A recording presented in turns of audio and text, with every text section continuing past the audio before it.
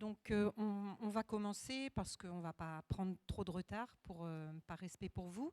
Je vous remercie d'être venus. On va ouvrir ces rencontres. Édouard,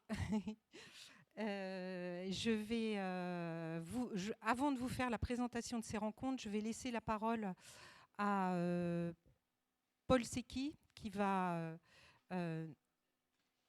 est chargé de mission emploi à la DETS, Direction départementale de l'emploi, du travail et des solidarités, qui va nous faire une première ouverture. Et je vous laisse. Madame, messieurs, bonjour. Donc effectivement, Paul Secchi. Alors, j'appartiens à la direction départementale de l'emploi, du travail et des solidarités, la DETS 37. Et donc, on est une direction départementale interministérielle qui est rattachée en fait au service de la préfecture, donc en l'occurrence de monsieur le préfet. Alors, mon intervention va être courte. Donc, j'avais préparé un petit slide, mais je vais juste vous en retirer la synthèse. Et donc, mon intervention pour expliquer les motifs de notre soutien et de notre présence sur cette rencontre autisme et emploi. Vous devez peut-être le savoir, mais la direction départementale de l'emploi en fait, soutient la politique française en faveur de l'insertion professionnelle des travailleurs handicapés. Et donc, c'est à ce titre que nous sommes présents, puisque l'insertion professionnelle des travailleurs handicapés, en fait, se concrétise en vérité par les questions d'accompagnement des parcours professionnels. Et finalement, la question qui se pose lorsqu'on parle de parcours professionnel, c'est les acteurs qui œuvrent dans leur accompagnement. Et donc, Autisme et emploi, une initiative portée par Madame Françoise Roingard depuis des années, qui correspond justement à cette volonté d'accompagner les parcours professionnels. Et donc, ceci explique notre présence, sachant que chaque année, nous parlons d'autisme, nous parlons d'emploi et nous parlons de secteur d'activité. Et donc ça, c'est quelque chose qui nous semble très intéressant parce que par ce moyen-là, on travaille la notion en fait, du champ des possibles et secteur par secteur, on démontre par la preuve que l'emploi des personnes autistes est possible. Voilà, donc c'était pour cette raison et à cette occasion que nous étions présents et que nous soutenons Madame Françoise Roingard dans ses initiatives et dans la durée. Voilà, je pense que je vais m'arrêter là. Je passe le relais. Hop, bonjour tout le monde, je me présente. Merci beaucoup Paul pour cette introduction. Donc Édouard Meunier, j'ai le plaisir d'être chef de projet d'une association qui s'appelle Smart Base RH, que vous pouvez voir juste là. On a l'immense plaisir d'être présent à MAB, donc on est très content de vous accueillir. La Smart Base RH, c'est quoi très brièvement? C'est un projet unique en France qui est basé à Tours. Et pourquoi à Tours? Parce qu'on essaie de créer un pôle d'excellence RH de portée nationale, mais qui reste basé à Tours. L'idée, c'est de faire le lien entre les armées, le privé, le public et la recherche. Donc c'est quelque chose qui est totalement unique. Et pourquoi est-ce qu'on le fait à Tours? Parce qu'en fait, on a la chance d'avoir les 3 pôles RH des armées qui sont présents physiquement sur le territoire. C'est ce qui permet de légitimer toute l'action qu'on met en œuvre. Donc évidemment, on fait de la mise en relation, on essaye de réfléchir tous ensemble à l'avenir des RH, des ressources humaines. Donc on s'intéresse à plein de sujets en particulier. Si jamais c'est possible, marquez la date quelque part. On fera le 18 décembre ici un événement sur santé et travail. Donc on a une conférence, des ateliers, c'est ouvert à tous. Ça permet de découvrir plein d'acteurs que je vous ai cités précédemment, de passer un super moment et de pouvoir aussi bénéficier des cookies qui sont juste là, qui sont super bons. Il ne faut pas hésiter à aller les chercher. Nous, évidemment, on est très contents d'être inclus dans cette belle journée de présentation sur le lien entre autisme et emploi. Voilà, on est intéressé par tous les sujets qui portent sur l'innovation. On est convaincu que sur les sujets d'inclusion, il y a encore énormément de choses à mettre en place et à valoriser. Donc c'est la raison pour laquelle on est très content d'être présent. Et je remercie Françoise de sa confiance. Et on va pouvoir débuter sur cette belle journée. Merci beaucoup. On va ouvrir ces rencontres. Je souhaitais quand même vous faire une introduction pour vous en présenter les tenants et les aboutissants. Donc j'ai écrit quelque chose parce que je ne suis pas forcément à l'aise. Donc ces rencontres, renouvelées régulièrement depuis 2018 sur des thématiques de métiers différentes, ont pour finalité de fédérer les diverses parties prenantes œuvrant sur le terrain pour une meilleure insertion professionnelle des personnes autistes. La présence toujours plus nombreuse de personnes concernées et de leurs familles démontre la présence à ces rencontres, puisqu'elles sont organisées depuis le 2018. La présence toujours plus nombreuse de personnes concernées et de leurs familles démontre leur attente de réponses en matière d'emploi et nous nous devons de leur apporter des réponses à la mesure de leurs besoins. L'inclusion nous concerne tous et l'inclusion véritable ne pourra se concrétiser durablement que si, à mon avis, 3 éléments se trouvent réunis. Le premier, c'est la coopération de tous et à tous les niveaux. On en parlera au cours de cette journée. La flexibilité et la souplesse, à tous les niveaux aussi, dans les programmes de formation, dans les procédures d'embauche, au sein des équipes, au niveau institutionnel et administratif. Et puis, troisième point, l'acceptation de l'autisme et pour cela, une meilleure compréhension des particularités de l'autisme. Ce que ces rencontres tentent humblement d'apporter parce que des informations sont véhiculées tous les jours sur l'autisme et qui ne sont pas toujours justes. La question de la perpétuation d'environnements de travail inadaptés repose sur une vision unilatérale des difficultés d'interaction entre personnes autistes et personnes non autistes, qui s'appuie sur des déficits supposés des personnes autistes dans les interactions sociales, plutôt que sur une vision bilatérale prenant en compte l'existence de 2 modes de socialisation et d'empathie différents, mais de même valeur. La compréhension de ces 2 modes de socialisation est indispensable pour l'instauration d'un environnement d'études, de formation et de travail inclusif. La coopération dont j'ai parlé, elle s'est également manifestée pour rendre ces rencontres possibles. C'est pour ça que je remercie Smart Base RH pour le soutien, la confiance et l'appui logistique.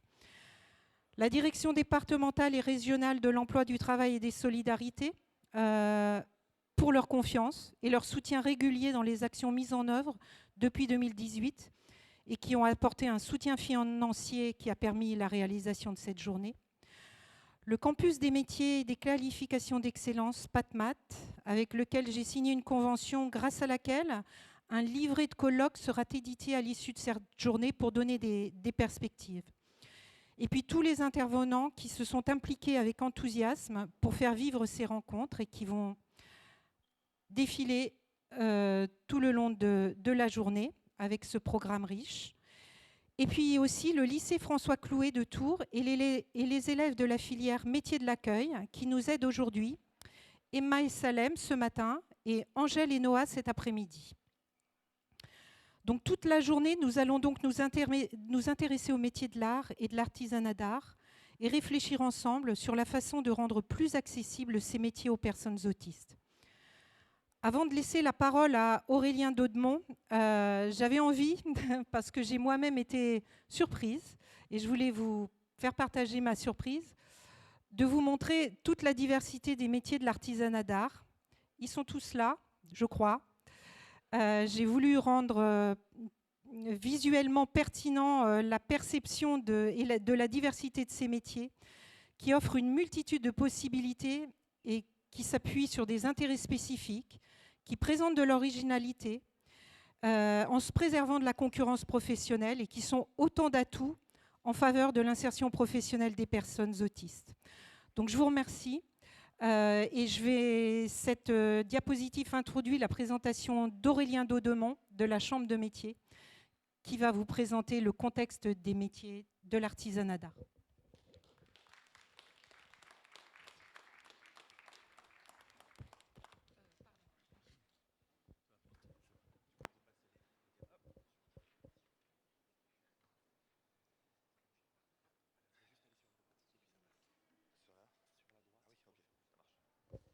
Bonjour à tous.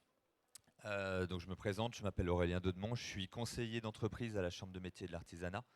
Donc j'accompagne tous les jours les entreprises artisanales dans de leur création jusqu'à leur transmission. Donc moi je suis plutôt conseiller généraliste, mais après au sein de la Chambre on a aussi des conseillers plutôt thématiques qui ont en charge divers secteurs. Les métiers d'art en faisaient partie jusqu'alors. Là, on a un conseiller qui est parti à la retraite et bon, pour l'instant, faute de financement, je passe le message, faute de financement régionaux, pour l'instant, ce secteur-là n'est plus assuré, mais bon, en tout cas, on répond toujours aux demandes. Et puis, on faisait le lien aussi avec l'aspect ressources humaines et recrutement. On a aussi un conseiller, une conseillère dédiée ressources humaines. Voilà, donc ça c'est un peu pour le profil du service, de mon service à la Chambre de métier. Avant de parler de l'artisanat d'art en particulier, je vais d'abord vous présenter un petit peu le contexte de l'artisanat en région centre et puis sur le département. Donc en région centre, on a 73 000, plus de 73 000, près de 73 800 entreprises artisanales, avec pour les deux gros départements sur lesquels elles sont implantées, l'Indre-et-Loire et le Loiret. Alors on n'est pas l'une des plus grosses régions en termes d'entreprises artisanales, hein. On a l'Île-de-France, la région PACA, sont des régions qui sont très représentées en termes d'entreprises artisanales, mais on a quand même près de presque 74 000 entreprises artisanales qui emploient près de 90 000 salariés. On voit que le ratio, en fait, les TPE-PME emploient en général entre 1 et 5 salariés maxi. Évidemment, on a des exceptions dans l'artisanat, mais on voit le ratio. Et dans ces 73 800 entreprises artisanales, on les découpe en général en 4 grandes catégories que vous retrouverez ici. Du coup, l'alimentation, les métiers de la production, les métiers du bâtiment et les métiers de service. Avec sans trop de surprise, hein, le secteur du bâtiment qui emploie le plus de salariés sur le secteur. Une autre information qui est importante, les chefs d'entreprise sont représentés pour 3/4 par des hommes et 1/4 par des femmes à peu près, hein, 29%, 71% en région centre.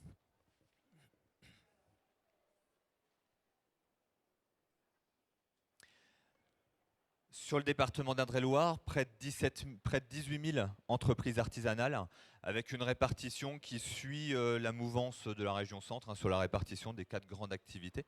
Et pareil, sur le nombre de salariés, on a une représentation, un pourcentage qui suit également la courbe de la région.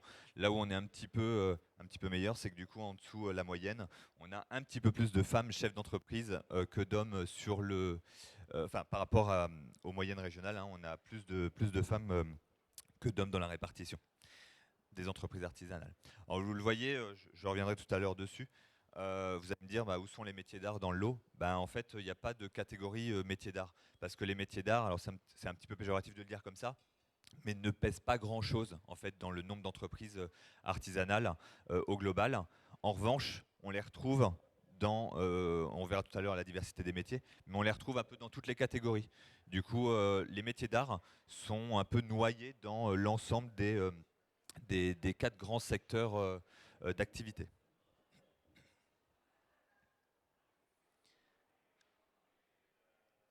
Là, c'est juste une petite infographie sur 2024, sur le top 10 des activités qui ont été immatriculées en cours d'année. Donc on voit que c'est des activités assez diversifiées. On va retrouver des métiers de service comme les instituts de beauté, les services administratifs aux entreprises, aussi les métiers du bâtiment, l'installation électrique, maçonnerie, et puis d'autres métiers de service comme garagiste, et puis les métiers de l'alimentaire. En 2024, près de 64% des créateurs étaient des hommes et 36% de femmes. Vous voyez que du coup, la courbe est en train de s'améliorer pour les femmes. En tout cas, on a plus de femmes chefs d'entreprise qui s'immatriculent par rapport, on le voit, par rapport aux chiffres des moyennes de la région et des moyennes du département. Donc c'est bien, c'est encourageant. On encourage évidemment les femmes à créer ou reprendre des entreprises. Je vais un petit peu vite, peut-être que certains ont des questions ou envie que je m'arrête un petit peu plus sur certaines slides.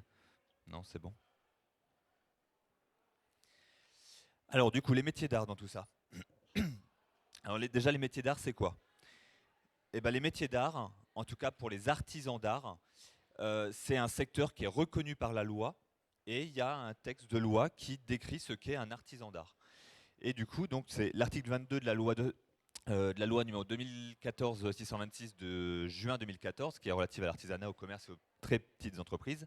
En gros, on dit relève des métiers d'art les personnes physiques ainsi que les dirigeants sociaux des personnes morales qui exercent, à titre principal ou secondaire, une activité indépendante de production, de création, de transformation ou de reconstitution, de réparation et de restauration du patrimoine, caractérisée par la maîtrise de gestes et de techniques en vue du travail de la matière et nécessitant un apport artistique. On est en France. Donc voilà, donc l'artisanat d'art, enfin tout le monde ne peut pas se dire je suis artisan d'art. Non, il faut rentrer dans une catégorie, il y a des métiers précis et il y a un texte qui légifère ce statut. Alors, par contre, là c'est un texte qui régit l'artisan d'art. Il faut savoir qu'il y a un certain nombre d'entreprises qui ne sont pas forcément ressortissants de la chambre de métier. Là, c'est vraiment les artisans d'art sont ressortissants du répertoire des métiers de la chambre de métier. Il y a des artisans, des artistes qui sont plutôt affiliés à la maison des artistes ou qui sont plutôt en profession libérale. Voilà. Donc là, dans les données que je vais vous donner, on n'a que l'artisanat d'art, les artisans inscrits au répertoire des métiers. Les artisans d'art, c'est, Madame Roingard les a mis tout à l'heure sur la diapositive, c'est 281 métiers qui sont reconnus. Et ces 281 métiers, eh ben, on les range dans cet ensemble de catégories. Donc il y a les catégories du spectacle, du travail du métal, du travail du cuir, du travail autour de la facture instrumentale, la restauration. Alors c'est pas restauration alimentaire, hein, c'est restauration de mobilier ou d'autres objets. Le travail du verre et du cristal, de la céramique, de la bijouterie, etc. Voilà, donc là, vous avez les grandes catégories de métiers que regroupent les 281 métiers reconnus. Et là, vous avez sur cette diapositive du coup un peu une répartition sur un camembert des grandes catégories, en tout cas, sur lesquelles on peut retrouver les métiers d'art. Donc il y en a une grande catégorie qui se retrouve dans autres fabrications, évidemment. Souvent, quand on demande à quelqu'un ce que représente pour lui un artisan, et ben souvent on va nous citer un métier d'art, un métallier, un bijoutier, etc. Et alors qu'en fait, dans les 18 000 entreprises artisanales pour l'Indre-et-Loire, ou la grande majorité des entreprises artisanales de France, les artisans sont les commerces de proximité que l'on côtoie tous les jours. Le garagiste, le boulanger, le charcutier, son coiffeur, son taxi. Voilà. Et donc eux représentent la plus grande majorité des entreprises artisanales. Mais pourtant, quand on demande à quelqu'un de lambda qui n'est pas du secteur de nous citer un artisan, et ben il va nous citer souvent, très souvent, dans la très grande majorité des cas, un artisan d'art. Ce qui montre qu'en France, l'artisanat d'art est une vraie vitrine des entreprises artisanales en France. Et il suffit de voir on va dire les événements de ces dernières années pour voir à quel point l'État a mis en avant, en lumière en fait l'artisanat. On l'a vu avec les JO, on l'a vu avec Notre-Dame et avec d'autres sujets encore. Donc voilà. Et je vais vous montrer après les chiffres pour l'Indre-et-Loire du nombre d'entreprises artisanales. Je l'avais sur... Alors, où est-ce qu'elle est ? Là, elle était sur celle-ci. En région centre, sur les 74 000 entreprises, 1130 sont considérés comme artisans d'art, dont 306 en Indre-et-Loire. Donc 306 entreprises sur près de 18 000 entreprises artisanales. Donc vous voyez que ça pèse pas grand-chose. Par contre, on voit que, alors on ne les a pas tous, hein, mais 306 entreprises artisanales et on a près de 281 métiers. Et là, du coup, ce qui montre en fait la rareté de certains métiers. On va avoir peut-être un seul représentant ou 2 représentants en France pour un de ces 281 métiers. Voilà. Donc c'est ce qui fait la typicité des artisans d'art en France aussi. C'est leur rareté sur leur secteur très précis. Voilà. Et alors, bon, j'ai beaucoup d'avance sur ma représentation, mais là, je voulais conclure par un peu ce nuage de mots de qualité en fait qu'a souvent un artisan d'art dans sa profession et tout secteur confondu. Euh, et souvent, un artisan d'art, c'est quelqu'un qui travaille de manière autonome, seul. Et c'est quelqu'un de passionné, quelqu'un qui doit faire appel aussi à sa créativité. Voilà, il y a plein de qualités qu'a un artisan d'art. En tout cas, il faut également qu'il soit plutôt calme et perfectionniste, patient. Parfois, c'est comme tout dans l'artisanat, il travaille de ses mains en grande majorité. Donc, des fois, il y a des échecs. Il faut recommencer, il faut persévérer, il faut recommencer. Tout ne se passe pas des fois comme prévu dans son activité de fabrication ou de restauration. Donc, voilà, un ensemble de qualités et des qualités qui, je pense, alors moi, le milieu de l'autisme, c'est un milieu que je connais absolument pas, si ce n'est par les informations que je vois à la télé ou j'entends à la radio. Et comme le disait Madame Rouingard, c'est certainement pas les meilleures informations. Mais je pense qu'on retrouve un certain nombre de qualités qu'on peut retrouver aussi chez les personnes autistes. Voilà. Merci de votre attention. Je ne sais pas si oui.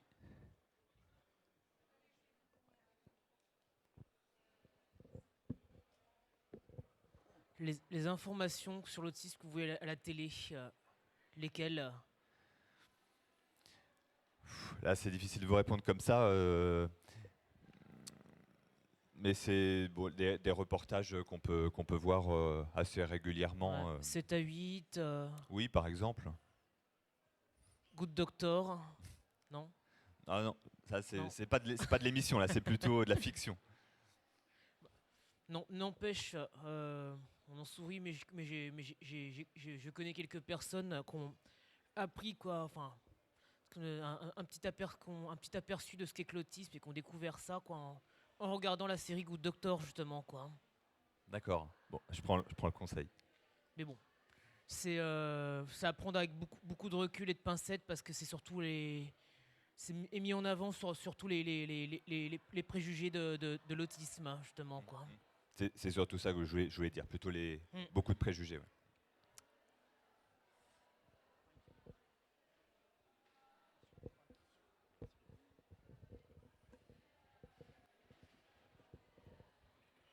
Oui, bonjour.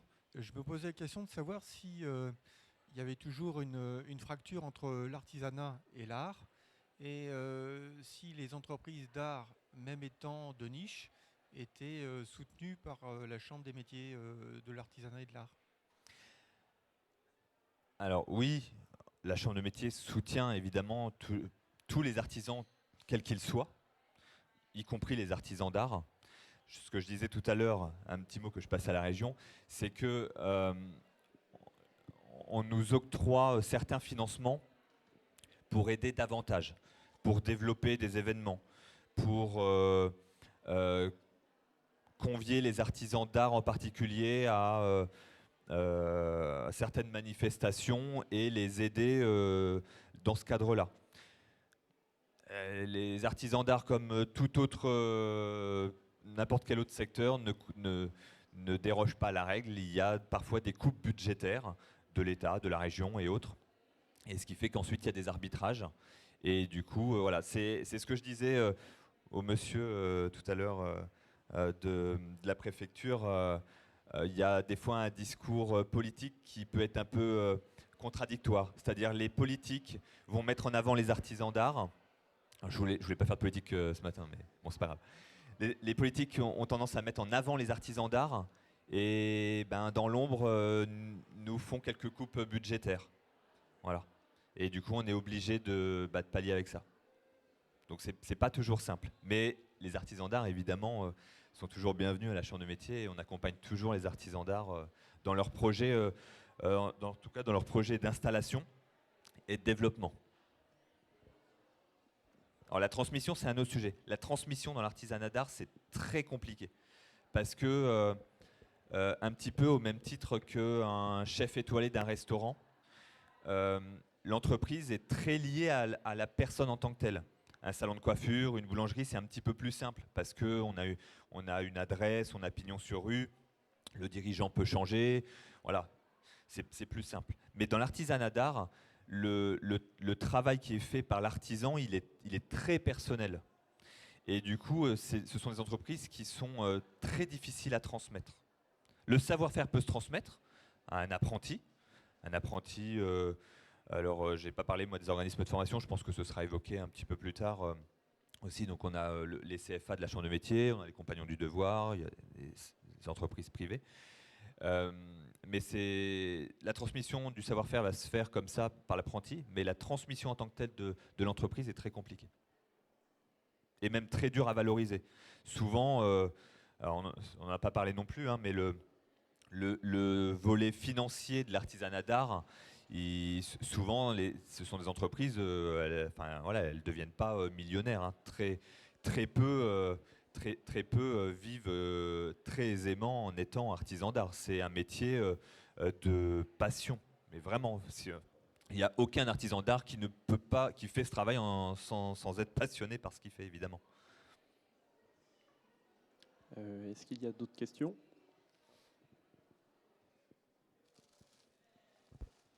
Bonjour. Bonjour.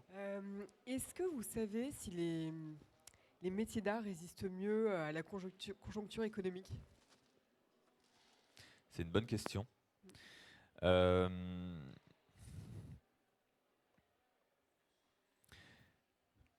pense un peu comme les autres entreprises artisanales, il n'y a pas de règles, ça dépend lesquelles.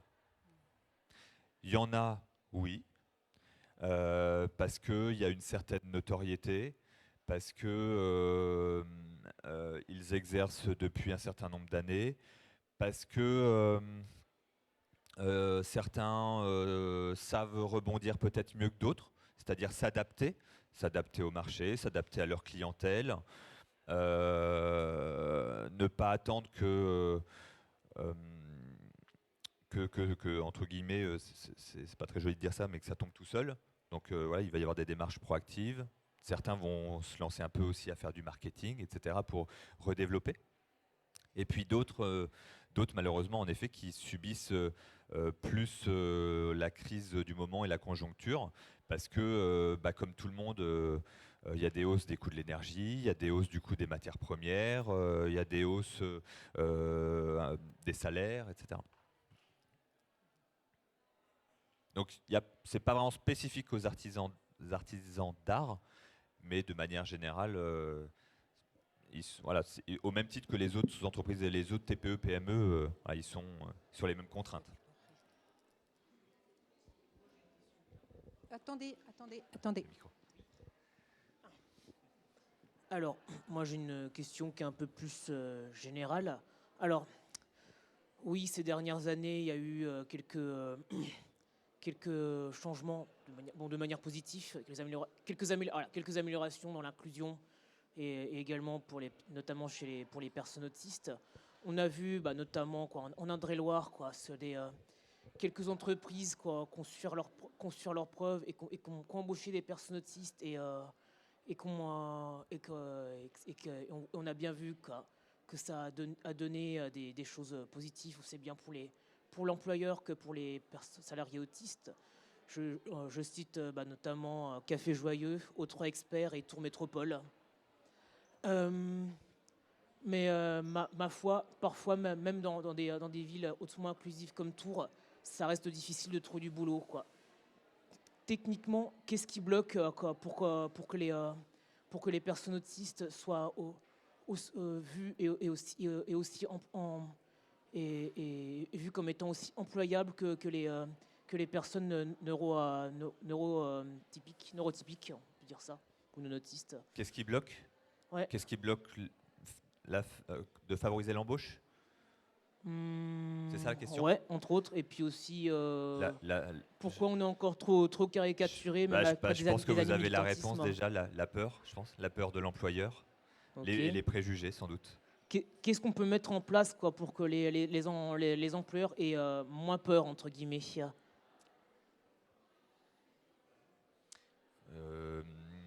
Je sais pas, faudrait peut-être organiser des rencontres entre les grandes, peut-être avec les confédérations artisanales. En général, le secteur artisanat, pas forcément que les métiers d'art, hein, mais Oui, il y a des corporations qui regroupent. Hein, il y a la sûr. fédération du bâtiment, fédération qui regroupe les métiers des métiers de l'automobile, etc. Peut-être qu'il faudrait les rencontrer et puis discuter avec eux. Y a-t-il des secteurs des secteurs d'emploi ou des métiers qui sont plus favorables que d'autres à l'inclusion des personnes autistes dans le monde du travail? Je pense pas qu'il y ait, à l'inverse, je pense pas qu'il y ait de secteurs qui ne permettent pas d'employer. Je pense que tout secteur peut employer. Okay. Après, c'est une affaire, je pense, de personnes, de relations humaines et puis de feeling aussi. Je pense que toute personne est employable et tout le secteur, en tout cas de l'artisanat, peut employer. Pour moi, il n'y a pas de frein. Oui, après, ça dépend vraiment du feeling, mais bon, c'est plus ou moins difficile selon les régions, moi j'ai pu remarquer quoi. Mais c'est possible parce que moi j'ai pu travailler 2 mois en stage chez Café Joyeux et 11 mois chez Entraide et Solidarité, donc oui, c'est tout à fait possible. Merci beaucoup. Donc les questions continuent. Je voudrais apporter juste quelques précisions. Vous avez dit la peur. La peur, elle provient de méconnaissance complète. Vous-même, vous venez, la première chose que vous dites, que vous ne savez rien sur l'autisme. On se renseigne dans ces cas-là un tout petit peu quand on vient dans un colloque sur l'autisme, ça, le professionnalisme. Donc, il y a méconnaissance de la part des entreprises du monde d'autisme, de la part des autismes, méconnaissance des règles d'entreprise. Donc, ce qui manque, c'est l'enseignement. Étant moi-même dans l'enseignement supérieur, il y a des choses qui sont faites pour l'enseignement supérieur, mais pas pour justement tout ce qui touche, comme vous avez parlé, des métiers d'art, de l'artisanat. Et vous disiez quels secteurs sont plus favorables. Beaucoup dans les grandes entreprises de luxe de métiers d'art, ils sont très favorables à l'autisme. Déjà parce qu'ils ont ces démarches-là. D'autre part parce qu'étant au monde international, ils sont inspirés de ce qui se passe partout ailleurs, sauf en France. Et troisièmement, parce qu'au fait, il y a vraiment des qualités qu'ils ont compris comment ils peuvent exploiter. Autant au niveau de créativité, trouver quelque chose de nouveau, trouver des chemins qui ne sont pas pris par les neurotypiques, autant de nouveau purement manuels. C'est-à-dire, il y a de précision pour certains autistes, il y a d'autres qui sont dyspraxiques, mais certains sont dans la précision de gestes, etc. Et par exemple, pour ne citer que les deux, Dior et LVMH, eux, ils sont très favorables à ce type d'emploi.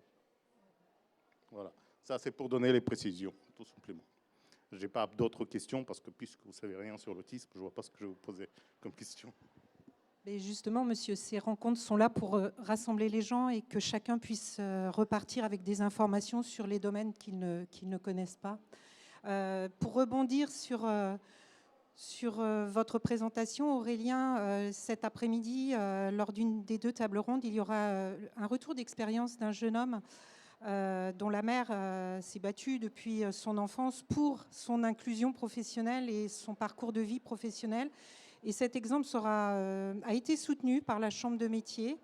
Donc il y a de multiples choses à faire et c'est ce que je disais en introduction, cette collaboration, cette coopération, ce transfert d'informations et de connaissances, il est absolument nécessaire pour parvenir à l'inclusion de toutes les personnes. Est-ce qu'il y a d'autres questions ?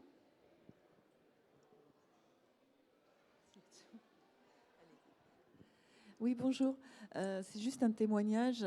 On parlait de ce qui pouvait retenir les artisans à embaucher, les personnes autistes. Il y a le temps et il y a l'argent. Parce qu'un artisan d'art travaille seul.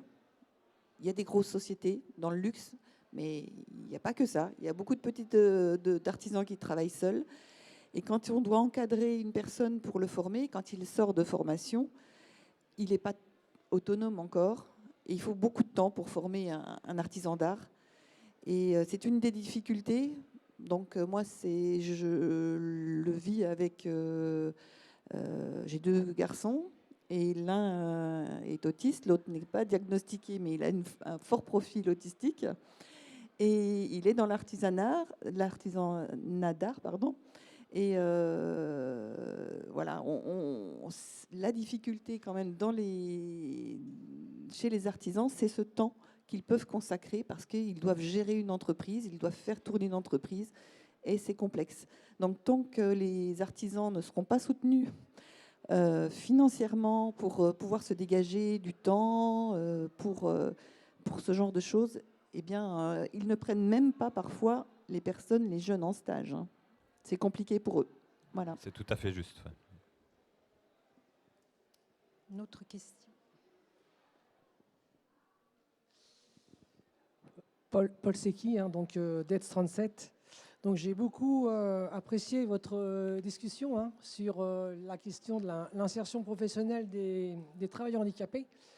Simplement, en France, il serait pertinent, me semble-t-il, de rappeler que la relation entre les entreprises et les travailleurs handicapés repose sur une obligation d'emploi des travailleurs handicapés, les fameux 6%. Donc c'est sur cette base légale qu'il existe effectivement une action qui vise à encourager l'insertion professionnelle des personnes en situation de handicap. Alors bien évidemment, c'est un enjeu sociétal.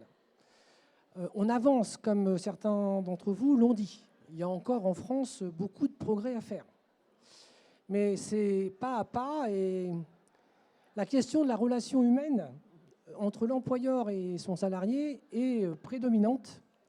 Et l'employeur joue un rôle, mais le collectif de travail aussi.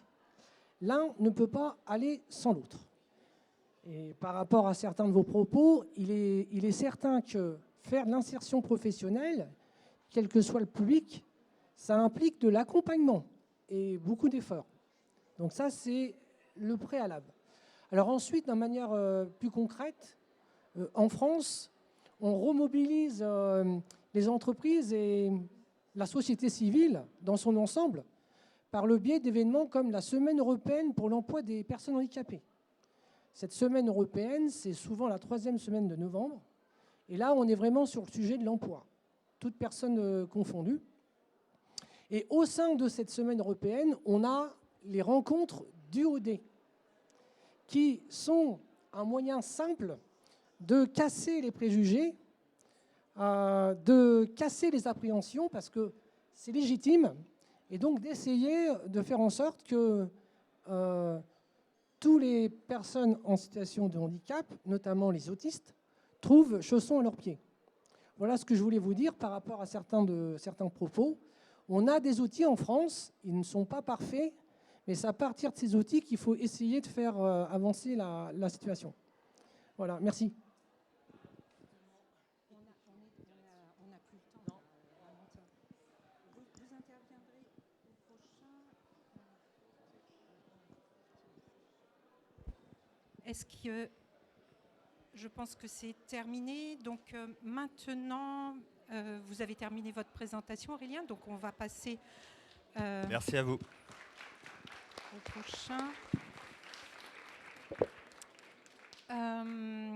Et ben non, maintenant, c'est Emmanuel Roule du Centre Ressources Autisme de Tours, qui est ergothérapeute et qui va nous présenter les particularités du spectre de l'autisme. Donc, vous l'aurez compris, on plante le décor, le contexte des métiers d'art, l'autisme, puisque beaucoup de gens ne savent pas ce qu'est l'autisme et nous avons un professionnel qui va nous en parler.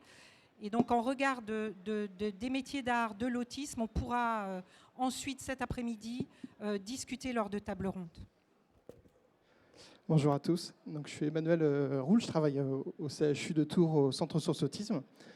Et donc, je vais vous présenter un petit peu l'autisme avec un peu cette vision de l'art. Je vais essayer quand même. Alors déjà, je m'excuse parce que c'est certes stressant. Et puis, malheureusement, on me dit souvent que je parle mal. Des fois, je parle vite. Des fois, quand je parle, je fais des fautes d'orthographe et c'est pas fifou. Mais donc, il faut vraiment pas m'en vouloir. Je suis comme ça. Je fais avec. Pourtant, j'aime mon métier. D'emblée, moi, quand je suis arrivé au CRA, je me souviens toujours de ce papa qui avait dit ma fille a un super pouvoir. Donc, c'était une jeune fille qui avait une déficience assez importante. Et il me disait, elle est capable de découper des morceaux de papier. Bon, j'ai regardé qu'un petit air, OK. Et en fait, j'ai rencontré cette jeune fille, déficiente, certes, mais qui avait la capacité de découper tous les journaux, des petits morceaux de papier. Et je vous assure, ils faisaient tous la même taille. Elle avait vraiment un super pouvoir et son papa l'avait mis en avant.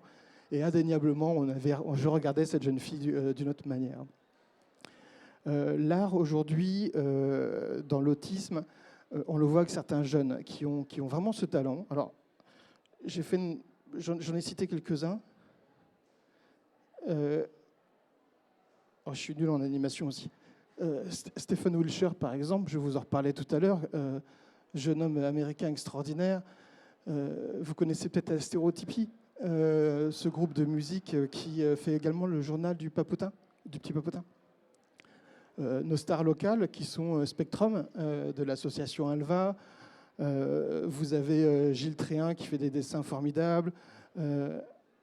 J'aime beaucoup, c'est Anthony Schmidt, qui est un jeune photographe pré-ado, qui a un talent extraordinaire pour mettre en avant des voitures, des photos de voitures qui font très très bien en jouant sur les perspectives. Ou encore un des plus célèbres également, peintre, qui s'appelle Roy Wenzel, qui faisait ça également en étant pré-ado.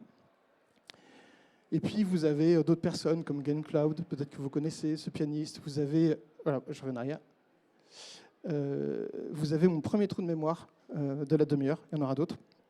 Je ne sais plus comment il s'appelle, je crois que c'est Adam Grimm, j'ai un doute. Vous avez également Fabrice, qui est un humoriste, qui fait du stand-up, qui, avec humour, arrive à parler d'une manière très scientifique. C'est extrêmement efficace. Ou encore, vous avez Florence Mendez, qui en parle très bien. Alors, elle disait que ses parents, pour la punir, la sortaient du coin. Donc, elle parle de son spectacle. Et puis, peut-être que vous connaissez également Dan Aykroyd, qui est un scénariste, producteur, acteur américain. Toutes ces personnes se disent porteurs d'autisme et évoluent avec leur art. Puis, vous avez également toutes les associations.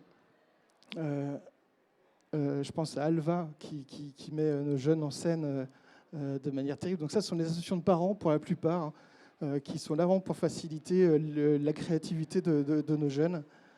Vous avez également la galerie des effets secondaires, qui met en avant les arts de nos jeunes.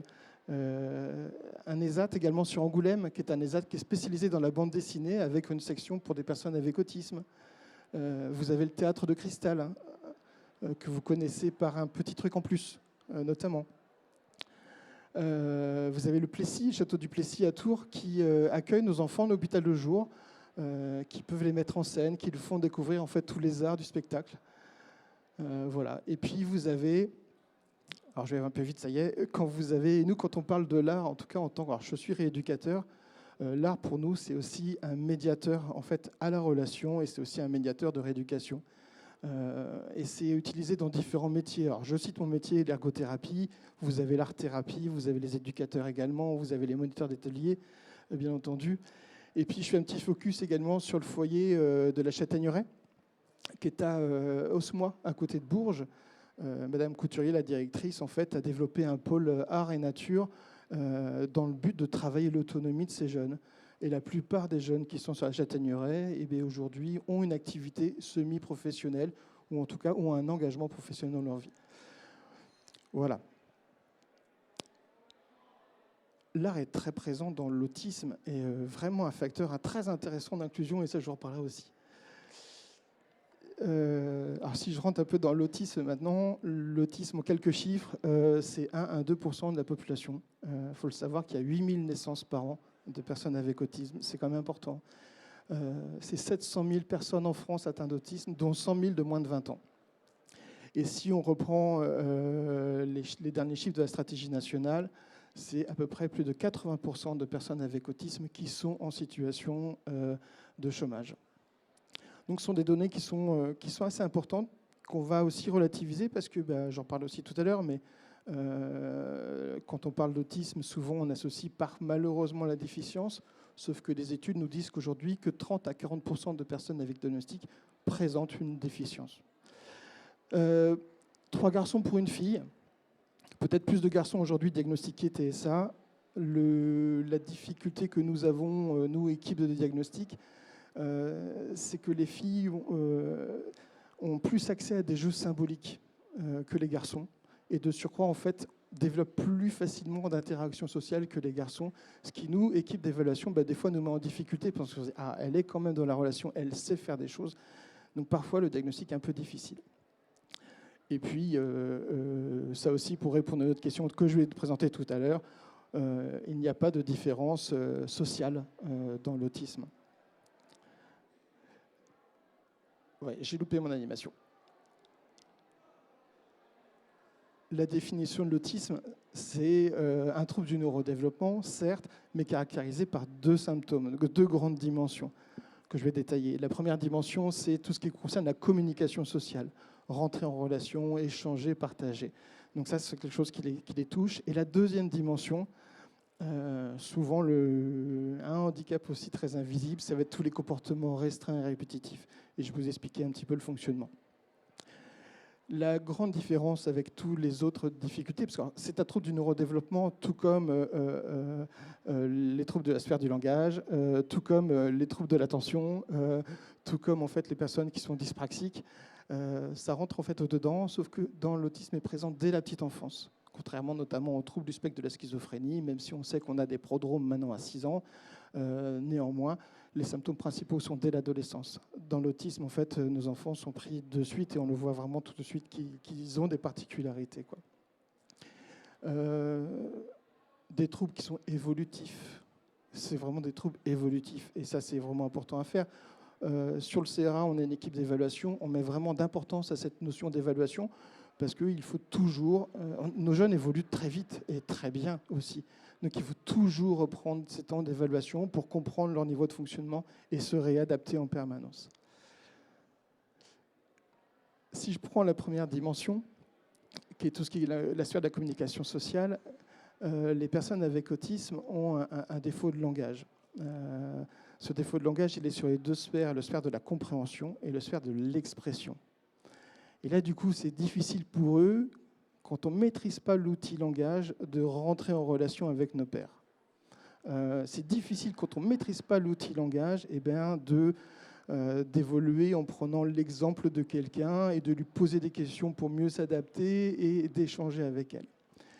Ce qui est encore piège, ce qui met à mal beaucoup de nos jeunes, c'est que souvent, l'expression peut être meilleure que la compréhension dans certains profils de l'autisme, notamment dans les anciens dits Asperger. Ce qui fait qu'en fait, ils sont pièges. On pense qu'ils comprennent mieux, finalement, qu'ils les ont compris. Et là, on se fait avoir très, très facilement dans la relation avec eux. Ce qu'il faut savoir également, c'est que nos jeunes qui ont ces difficultés de langage, interagir avec quelqu'un, il faut prendre en compte la personne. Et quand vous avez ces difficultés de prendre en compte, de comprendre les intentions de l'autre, finalement, on ne s'adapte pas à la réciprocité du langage. On ne va pas du coup s'intéresser à l'autre parce qu'on n'a pas compris le message en fait qu'il nous renvoie. Si on n'arrive pas à comprendre le message que la personne nous renvoie, en règle générale, nous, on arrête la relation et eux, en fait, ont tendance des fois à se bloquer dans cette relation. Nous sommes des êtres d'émotion. Nous aimons partager nos émotions. Nous aimons dire si on est content, si on est heureux, ce qu'on a ressenti. Les personnes avec autisme ont cette difficulté de comprendre les émotions de l'autre. Lire le visage de l'autre, c'est difficile. Et de surcroît aussi, je ressens une émotion, mais je n'arrive pas à l'exprimer. Voilà. Et souvent, on a des réponses émotionnelles et comportementales qui sont complètement atypiques parce que l'émotion est traduite d'une autre manière. Il y a aussi développer l'interaction sociale, c'est aussi rentrer en relation sociale, comprendre en fait tous les implicites d'une relation sociale, comprendre un contexte social. Je vais revenir encore tout à l'heure dessus, mais c'est vrai que les personnes avec autisme préfèrent voir les choses de détail en détail. Comprendre une scène globale, de surcroît, c'en est un petit peu difficile. Et quand on a du mal à comprendre une scène globale, on a du mal à interagir. Et puis souvent, on va dire un truc, mais pof, ça tombe à côté, on est hors sujet, quoi. Et indéniablement, ça les stigmatise encore plus. La deuxième dimension, c'est tous ces comportements stéréotypés et répétitifs et restreints que la personne avec autisme développe. C'est dur, ça c'est dur parce que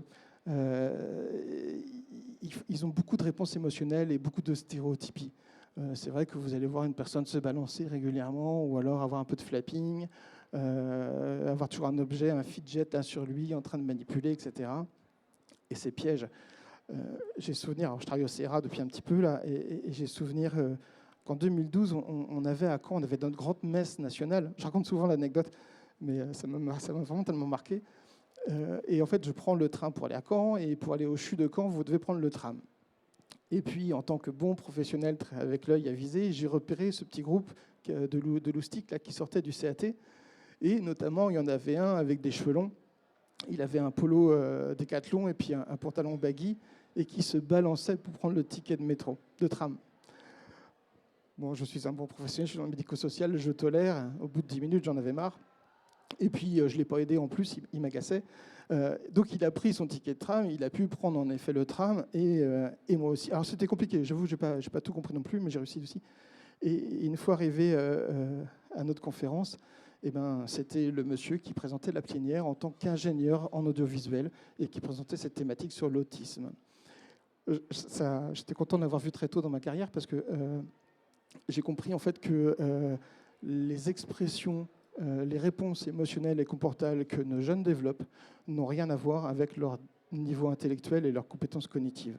Ça, c'est clair et net.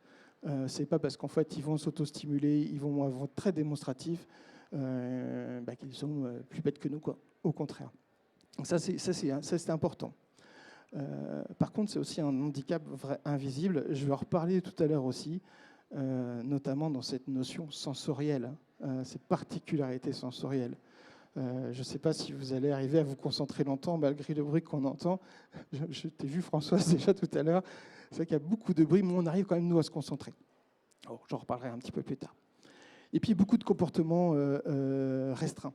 Ils font toujours les mêmes choses. Pourquoi ? Comme c'est difficile la relation, comme c'est difficile de prendre en compte l'autre dans ses expériences de vie, du coup, je vais faire toujours ce que je sais faire. Je vais répéter en permanence la seule chose dont je sais que je suis bon. Je suis bon dans le pliage de papier, donc je vais faire du pliage de papier. Je suis bon dans la connaissance des mésanges, donc je vais évoluer sur ce thème des mésanges. Voilà. Ils ont vraiment leur terme de prédilection. Et ce qui est difficile du coup, c'est que quand on est en relation avec eux, ce sont des thèmes qui sont très récurrents, très très récurrents. Quand je vais à Sainte-Anne, à Paris, je connais un charmant jeune homme qui quand on me voit, donc il est professionnel là-bas, il me voit à sa pause à 10h30, et donc si je le croise, il vient me voir, il vient me parler des mésanges. Et donc j'ai le droit à un discours des mésanges de 10h30 à 10h40. À 10h40, il s'en va sans même me dire au revoir ni quoi que ce soit. Et en fait, il me parle... Alors, parce que j'ai fait un peu de photos avant de commencer mon métier d'ergo, et il sait que je suis photographe, donc du coup, il pense que je fais des photos d'oiseaux au bord de la Loire. Pas du tout. Voilà. Mais en fait, il ne peut pas s'en détacher. Et c'est vraiment difficile pour eux parce que ce sont des thématiques qui sont très envahissantes et indéniablement qui jouent sur les relations sociales et sur les interactions sociales. Et puis nous, quand on n'a pas un regard avisé, et on en a marre, et puis ils ne comprennent pas les signes de « j'en ai ras-le-bol ». Voilà. Beaucoup de particularités sensorielles. Ça, je vais aussi vous en parler tout à l'heure, avec des exemples, parce que traiter toutes ces informations là, qu'on reçoit en permanence, ça fait mal, c'est fatigant, c'est vraiment usant, c'est vraiment très désagréable. Alors là aussi, j'ai loupé mon animation. Je suis désolé, mais l'autisme est une maladie, donc la réponse est faux, bien entendu.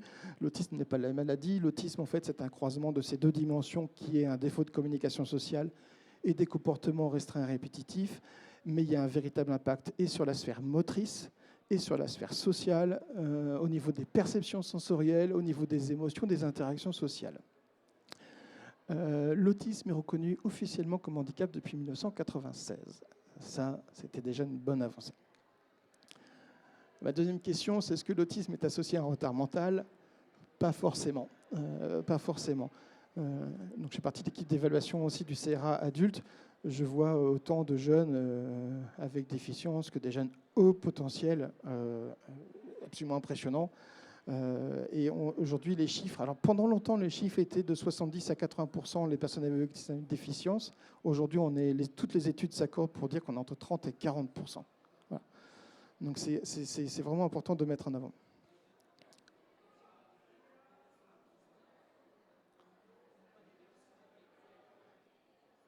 Il y a trop de bruit, je suis désolé, je ne vous entends pas.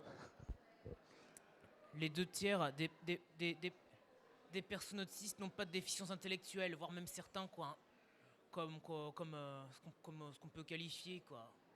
Complètement. Si je crois certains, quoi, autistes Asperger, ont même un QI supérieur à la moyenne, quoi. Et pour aller plus loin, dans l'autisme Asperger qu'on connaît, parce que souvent c'est celui qu'on parle souvent le plus sur la télévision. Alors on a enlevé le terme Asperger aujourd'hui parce que ça a eu des. Prendre des pincettes, mais bon. Ça a eu de Dr Asperger était quelqu'un de l'Allemagne, de la mauvaise Allemagne. Oui. Donc on a enlevé ce terme-là. Mais chez les personnes dites Asperger, le niveau d'expression était supérieur au niveau de la compréhension. On a enlevé le terme Asperger à cause des scandales historiques qu'il y a eu sur Hans Asperger, quoi. Tout à fait. Franchement, ce type ne nous représente pas, quoi. Tout à fait. Pas faire attention à ça. Tout à fait, oui. Et les profils en fait cognitifs des personnes avec autisme sont très hétérogènes.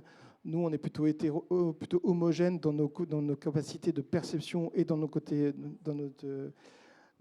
capacités verbales. Chez les personnes avec autisme, il y a une vraie différence en fait entre ces deux niveaux.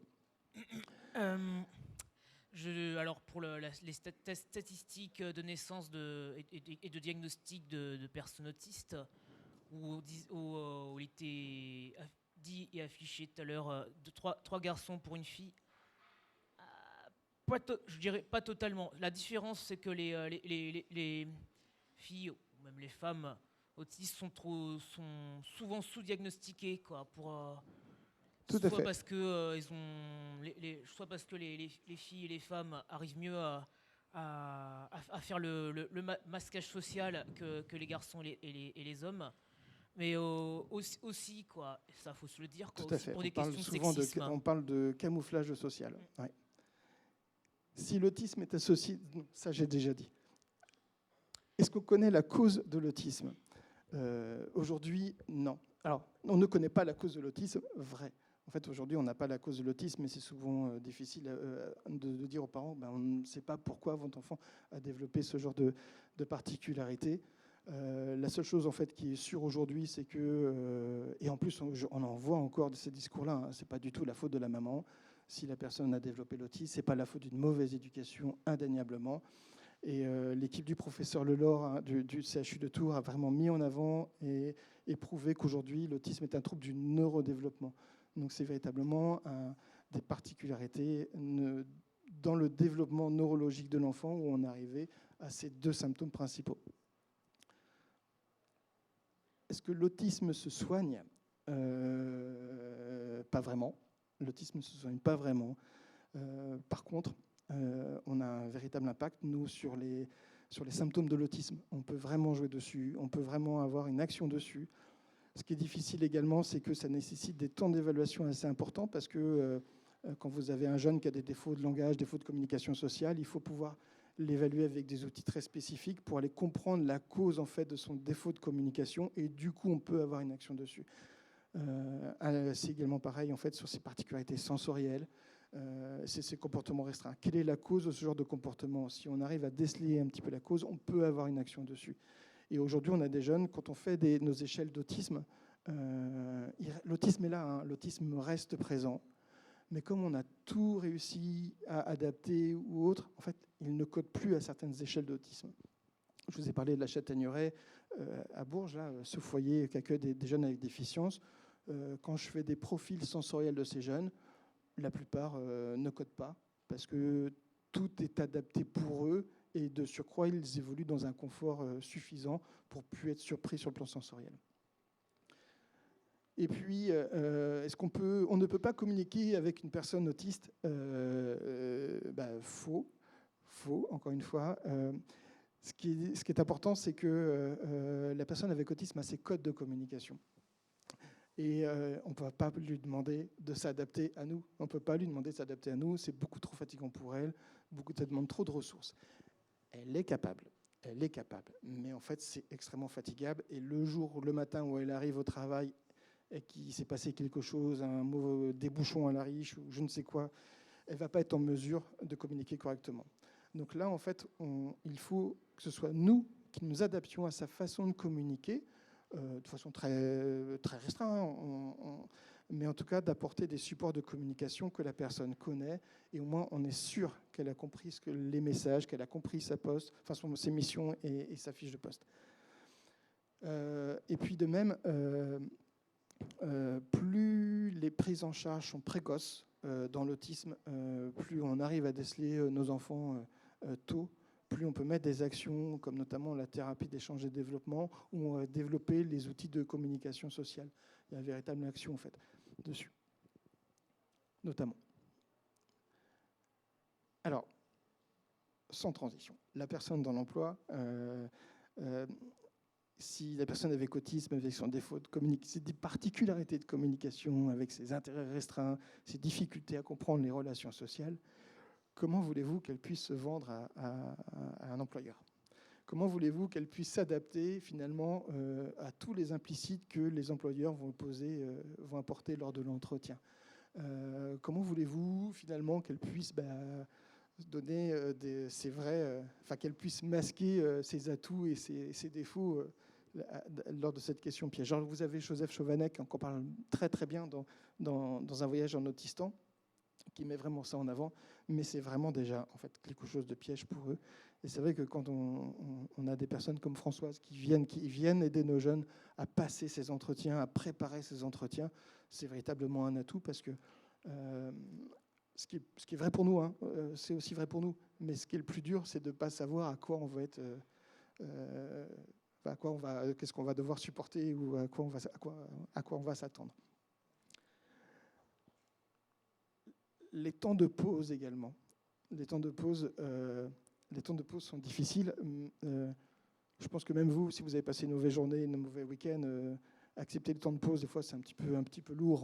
On le fait par empathie pour nos collègues. Mais c'est vrai que si nos collègues parlent des vacances, de week-end avec les enfants, des émotions perçues dans la famille, etc., la personne avec autisme, elle ne comprend pas tout ça. Donc, si elle ne comprend pas, elle n'a pas envie d'en échanger. Et les temps de pause deviennent absolument insupportables.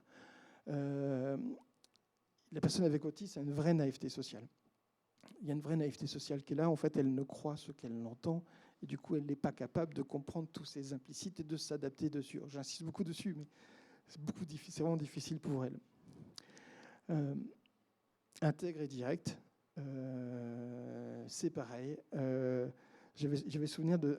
Je prends souvent des photos de Guy de Simon. Je sais qu'il y en avait une, c'était pas mal. C'était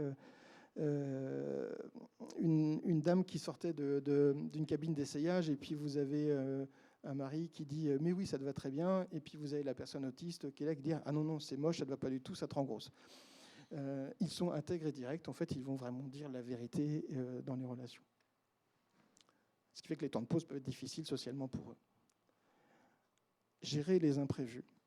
Vous avez des personnes, en fait, les personnes avec autisme, alors je parle en général, hein, bien entendu, mais ont des comportements très rigides.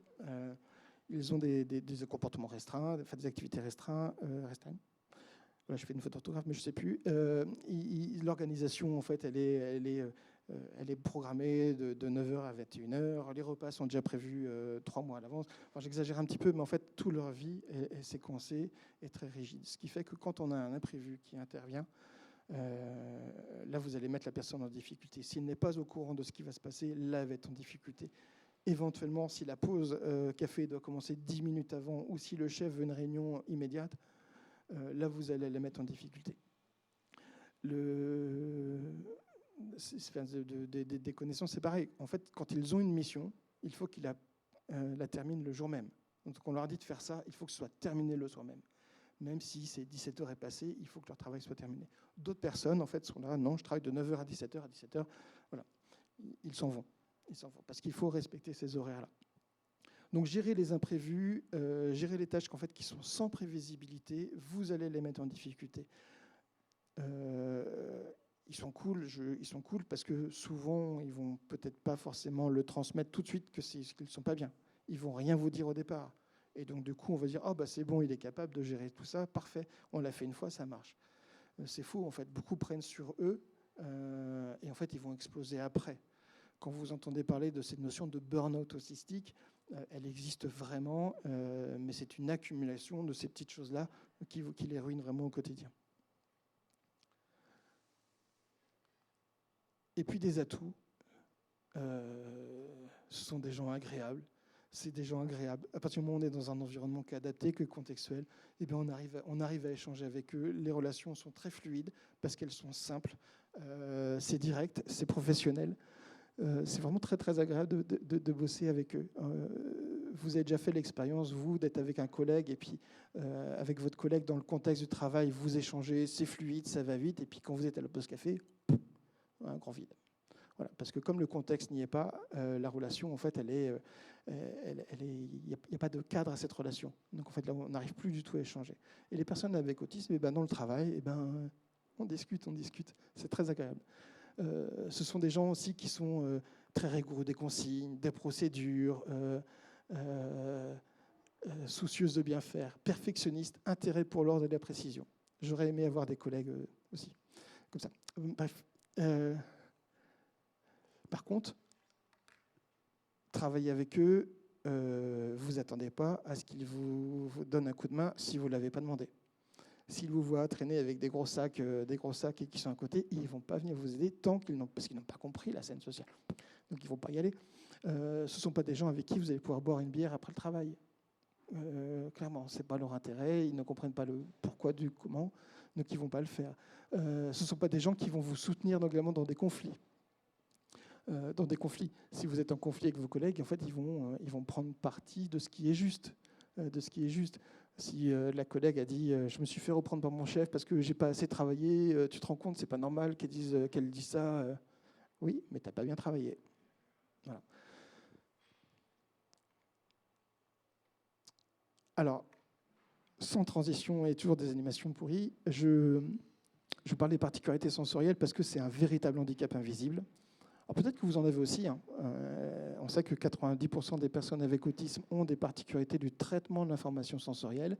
Et on sait également que 5 à 15% de personnes sans diagnostic ont des particularités sensorielles. Donc vous en avez certainement tous, ou peut-être un petit peu, ou des particularités. Vous avez vos goûts, en tout cas vous. Les personnes avec autisme ont cette difficulté en fait, à filtrer les informations qu'ils reçoivent.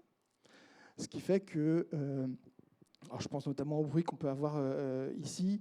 Si je tape sur la table et que je continue à vous parler, donc je vais baisser un peu le son de la voix, peut-être que vous allez quand même entendre le son de ma voix, d'accord ? Parce que ces deux sons différents, vous êtes concentrés, il n'y a pas de souci. Je vais arrêter, ça fait mal.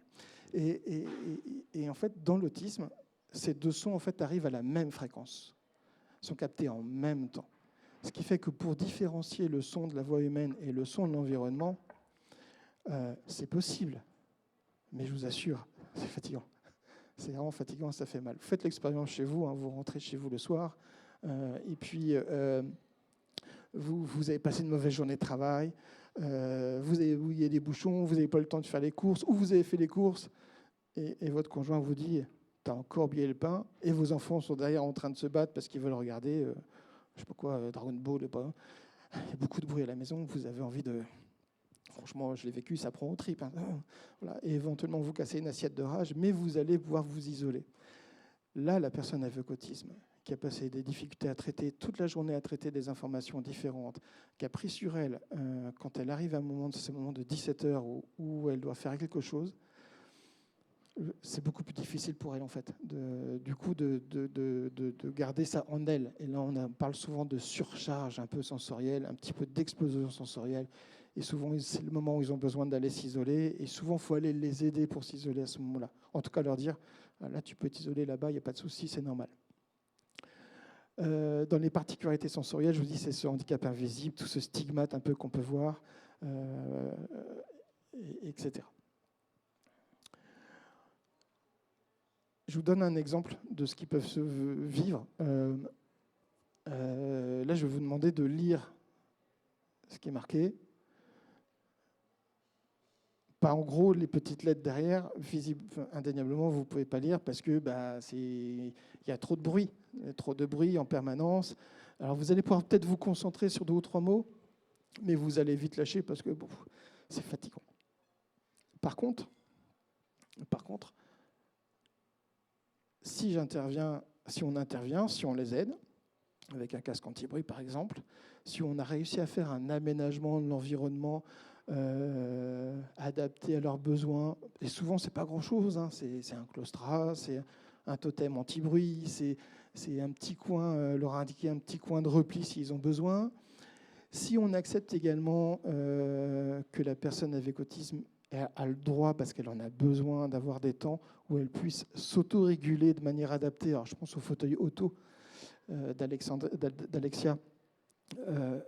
Et bien, si on l'autorise, finalement, voilà, avec des petites adaptations, des petits aménagements, et ben, en fait, elle va plus facilement se concentrer. En tout cas, elle aura plus de confort pour se concentrer. Et ça, je pense que c'est un atout pour eux. Quand on parle d'art, j'ai presque fini. Ouais, j'ai 1 minute. J'ai 1 minute pour vous dire que l'hypersensibilité sensorielle, quand vous avez des gens qui ont des difficultés à traiter les informations sensorielles, c'est qu'ils sont capables de se concentrer sur une tâche. Et en fait, c'est là où on va développer tout leur talent, toutes leurs compétences. Ce qui est impressionnant, c'est absolument impressionnant quand ils en parlent, quand ils expriment leurs choses. Vous avez Stephen Wiltshire qui a survolé New York en hélico pendant 20 minutes pour redessiner New York à l'échelle. Je ne sais pas qui c'est, mais il y a des gens qui ont l'oreille absolue également. Il y a des grands chefs culinaires qui arrivent juste à l'odeur à vous donner l'ensemble des ingrédients des plats, presque au gramme près. J'ai vu un talent l'autre jour qui, juste en regardant un pianiste jouer, est capable, juste sans le son, est capable de reproduire ce morceau. Ce sont des gens fabuleux. Et je trouve que quand on arrive à mettre en avant leurs points forts, on arrive également à les regarder d'une autre manière que toutes les expressions très stigmatisantes qu'ils présentent. Voilà, j'ai terminé. 30 minutes, c'est court pour vous parler de l'autisme, mais je travaille au centre ressources autisme à Tours, qui est un service du CHU de Tours où on a un rôle dans l'évaluation de diagnostics complexes, mais dans l'information et dans la formation. Donc en fait, on dispose d'un centre de documentation avec une personne absolument passionnante qui pourra vous guider dans des lectures ou dans des thématiques par rapport à vos besoins. J'espère que ça a été. J'avais 2 fautes d'orthographe, j'en suis désolé, j'en étais malade. Merci. Est-ce qu'il y a des questions? Oui, j'arrive.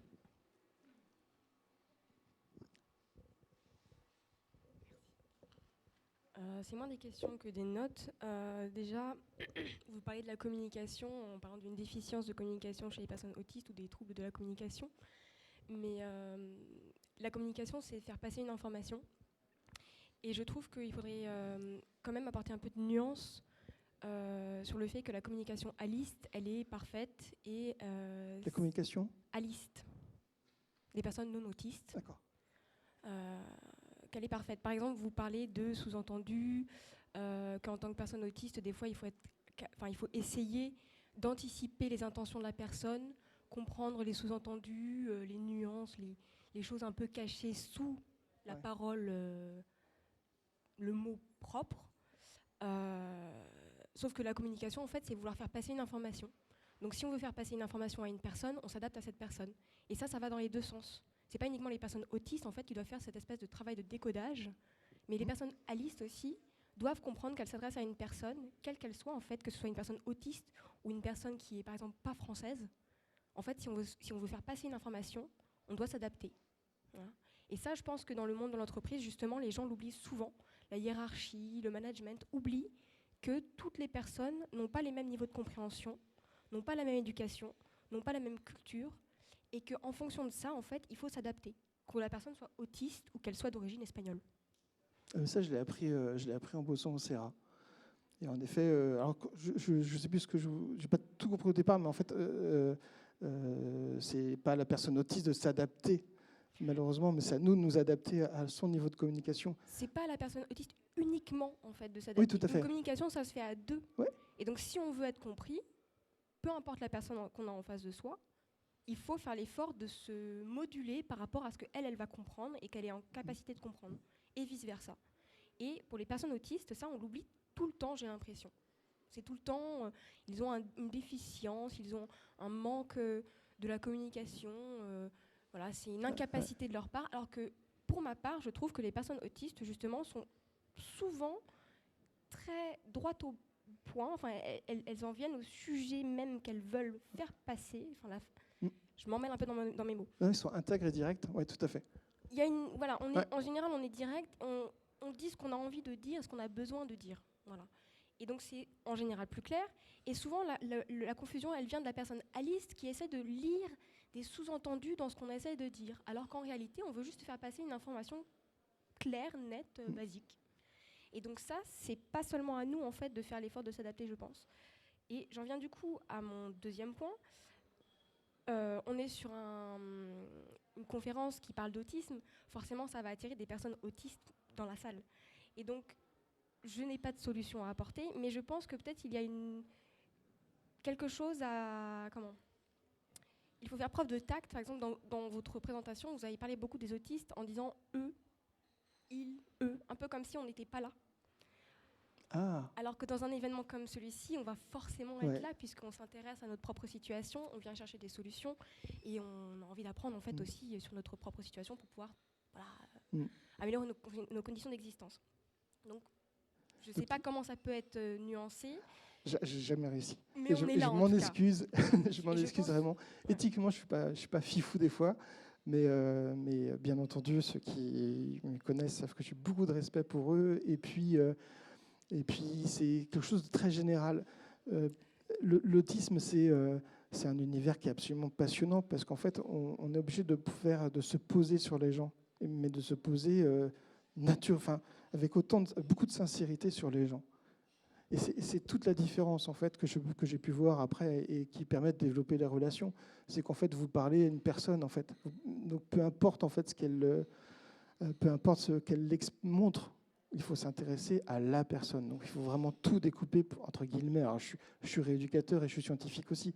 Mais je suis obligé de prendre tout mon temps, d'avoir une vision globale de la personne et puis de comprendre un peu le niveau de communication, d'expression, cognitif, capacité à s'adapter, etc. Oui, je ne remets pas en question vos capacités et votre travail. Ah oui, non, bien sûr. Et puis, je comprends aussi qu'on est dans un événement qui est ouvert à tout le monde et que tout le monde ne connaît pas l'autisme et qu'il faut donc adapter la complexité du propos.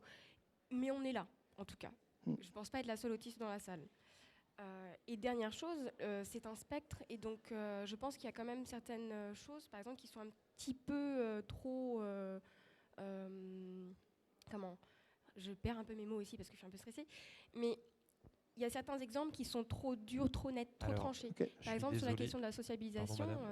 Pardon, excusez-moi. C'est juste qu'au niveau timing, on est un peu court, je suis vraiment désolé. Il y a encore pas mal de choses à faire. Ce que je vous propose... On a prévu un petit côté café qui est juste derrière. On va pouvoir continuer les discussions qui sont hyper pertinentes. Et moi, j'apprends beaucoup. Donc, je vous remercie beaucoup pour ces prises de parole. Et comme ça, petite pause café, tout le monde se détend tranquillement et on reprend après tous ensemble. Ça vous va ? Merci beaucoup.